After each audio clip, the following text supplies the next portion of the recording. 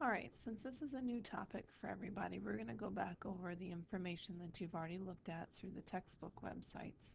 And we're going to look at some more examples and make sure that we are comfortable with using the calculator and getting the data that we need to get. So we're going to look at describing distributions numerically. We're going to do this in 2 lessons. First, we're just going to work on um, quantifying the important descriptions of the centers and then also the important descriptions of the spreads for any shaped distribution by first looking at the measures of central tendency like mean, median, and mode. And then we're going to focus our attention on the spread of the distribution by calculating the range, the interquartile range, and the standard deviation. And then in your next lesson, we're going to go back and look at using this information to help us determine our z-scores and to help us find particular areas under the normal curve. So just to review, and this is information you've been working with since Algebra 1, your median is once you've listed your data in numerical order, it's the data point in the middle. If there are 2 values in the middle because you have an even number of data, then you would average the 2 middle numbers. It's easy to remember median because when you drive down the road, what's in the middle of the road? A median. So that's pretty easy to keep track of. The second measure of center is your mean or your average. That you acquire by taking the sum of all the data values and dividing by the number of data values. If you want to know what your test average is, you add up all your test scores and you divide by the number of tests you took. Okay, so mean and average are the same thing. And then the last one is mode, and that's the one that shows up the most. So mean, median, and mode, which are terms that you've used since Algebra 1, help you determine measures of center. Now, some new terminology are used for measures of spread. The first one are your quartiles. Quartile, think of quarter, divides the data into 4 sections. So your first section, which is the 25th percentile, is Q1. And then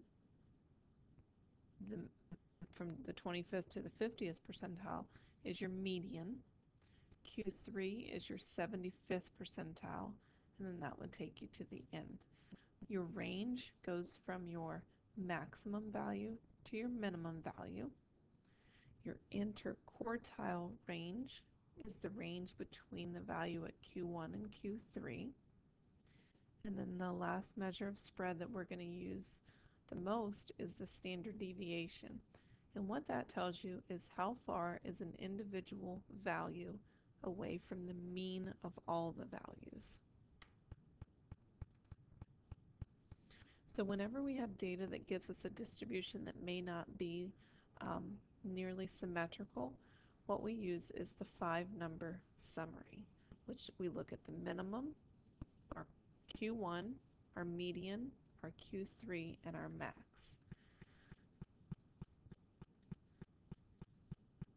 So let's look at some data values. Let me write them down for you. So the first data set we're going to look at is 1, 3, 5, 20, and 22.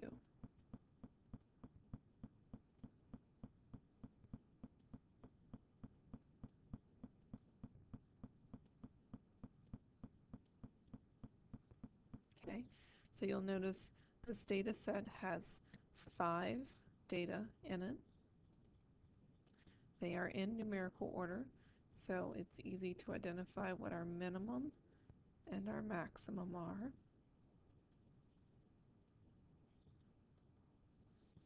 And since your range is your max minus your min, that's going to give us a range of 21. Then our median is the one in the middle, so that would be the number 5.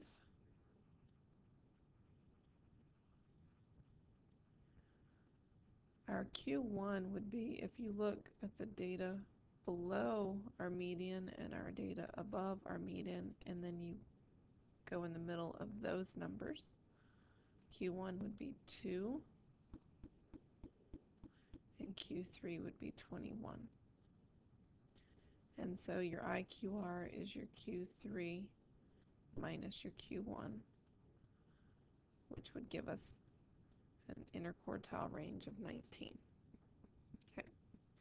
All right, so that was fairly simple. Let's try another data set. We're going to take the same data we just used and we're going to tack on another number to it and see how that affects our process.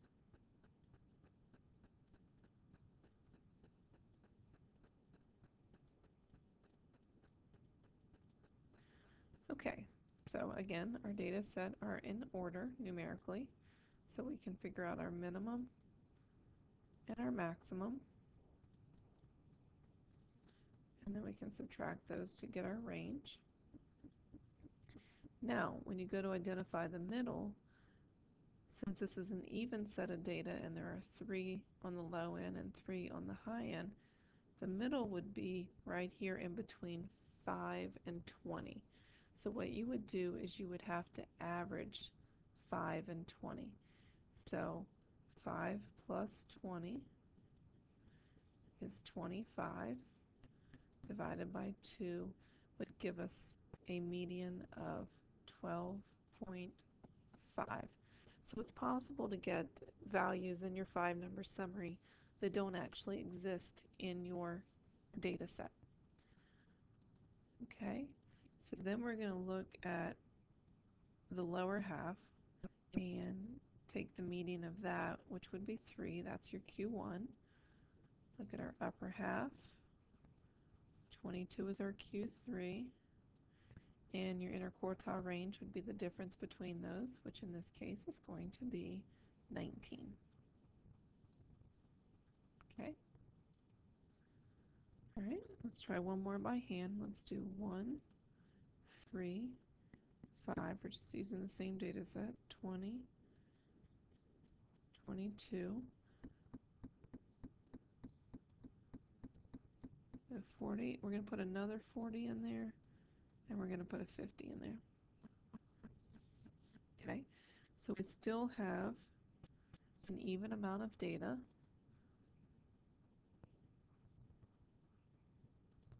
So let's get our min and our max. That's pretty simple. And the range would be the difference between them, which would be 49. Okay, since there are 1, 2, 3, 4, 5, 6, 7, 8 data set, our median is going to fall right here, which is 21. Because 20 plus 22 divided by 2. All right, then we'll get our Q1 and our Q3. So our Q1 would fall right here. Would be the average of 3 and 5, which is 4.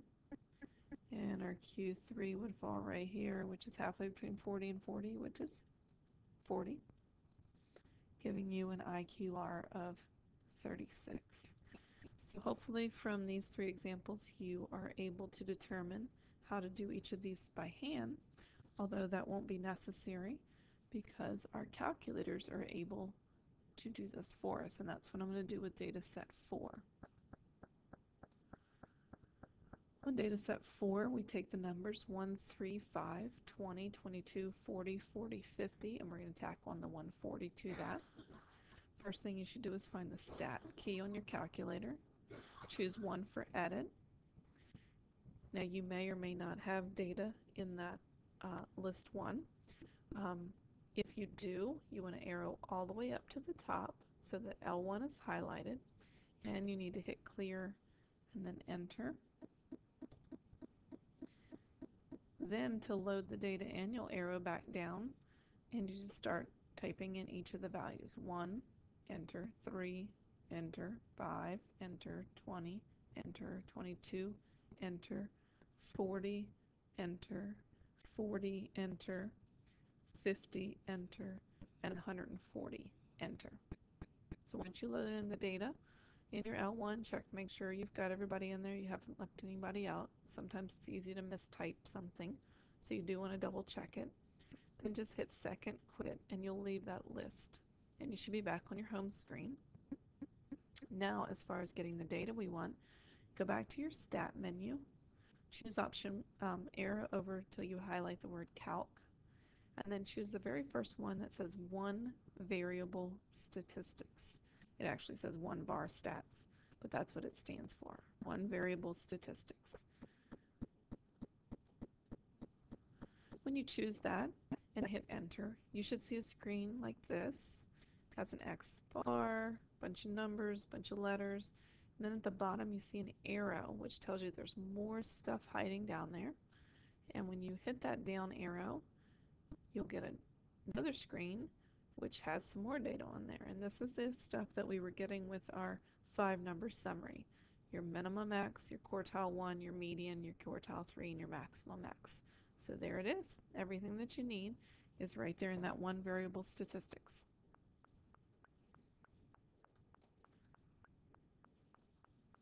So just to review, if you remember, there was one other thing that wasn't included in that one variable statistics. That's called the mode. And that's up to you to just remember it's the number that appears most often, which in this group happens to be 40. Now keep in mind you can have more than one mode. There is unimodal, bimodal, trimodal, and multimodal data. If you remember on the first screen that popped up, there was some other important stuff that came up too, and we wonder what those things represent. So the two key things that you need to pull off of that are the X bar and it kind of looks like SX. That's your standard deviation values. Okay, when the shape of the distribution is nearly symmetric, we use the following to describe the center and the spread. So your mean are all the average of the values. It's the X bar. So it's the total amount of all the numbers added together divided by the number that there are, which you can more than welcome do that by hand. But that X bar that popped up on the one variable statistics is what that number is. So that's your mean.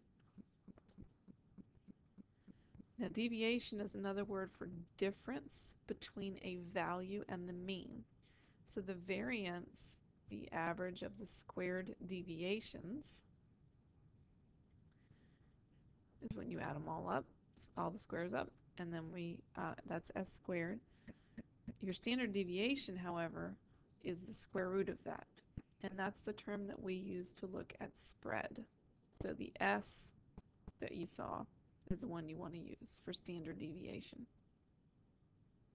Okay, so let's just look at some data for a second. We have a class that's been divided into groups of 5 students each. The groups have been completed an independent study project, and at the end they take a quiz, and these are the scores. So you see each of the 5 students' scores for each of the 6 groups. So in group 1, everyone got a 10. So everybody got the same score.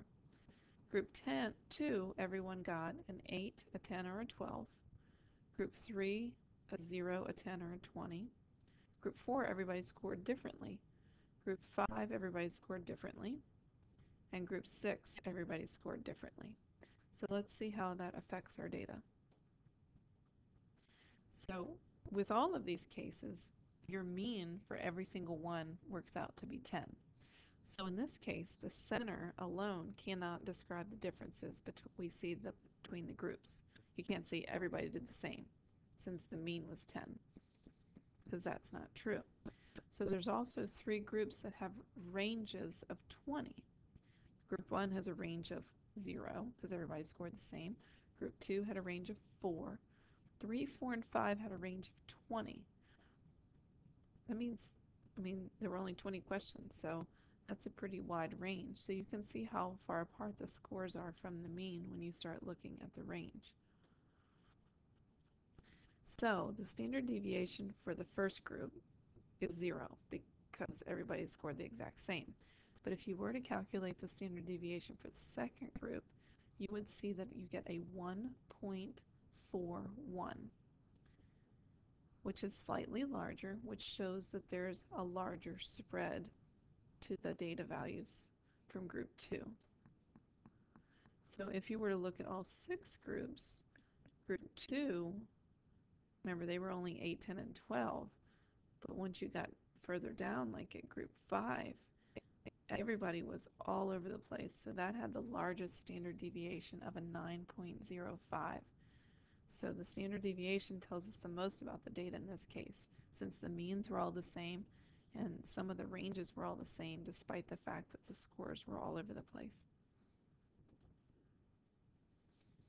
The standard deviation measures the spread. Generally, distributions that are more spread out have a higher standard deviation.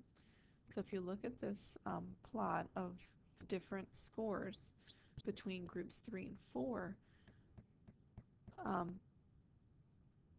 group 4 is going to have a higher standard deviation because even though they all had the same mean, they had the same low, and they had the same high, because in group 4 more people scored different scores, their spread was larger and they had a higher standard deviation. Standard deviation is a good measure of spread when the distributions are roughly symmetric but with no outliers. Now, we haven't talked about outliers yet.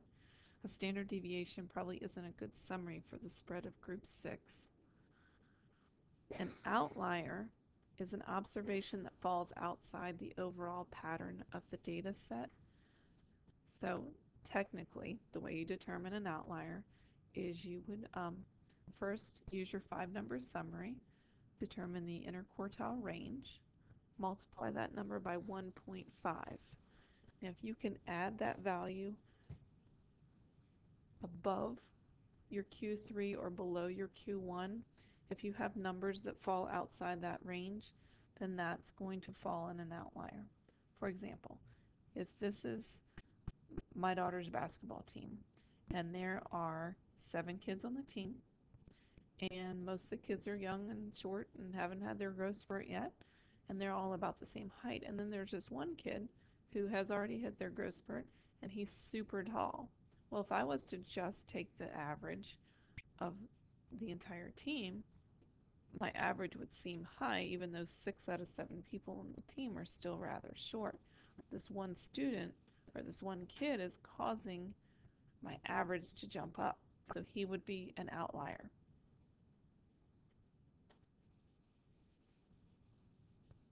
They do this with commercials all the time. If you think about LeBron James, who graduated from high school at St. Vincent St. Mary's High in Akron, Ohio in 2003. He graduated from high school at a salary of $15.779 million. High school graduate with a salary of $15.779 million. Okay, that's not normal. That's clearly an outlier. So St. Mary's might be able to put out there that their high school graduates have a mean salary of $750,000 a year, which most of us are never going to see $750,000 a year. So, but they're able to say that because they have this one outlier that's distorting their data values. So in this case, what would be a better indicator of what their graduates are doing? The mean, which is the average and includes it, or the median, which just tells you who's in the middle? So, you got to think about how statistics lie. All right, so that is how we can use mean, median, mode, and measures of spread to work data.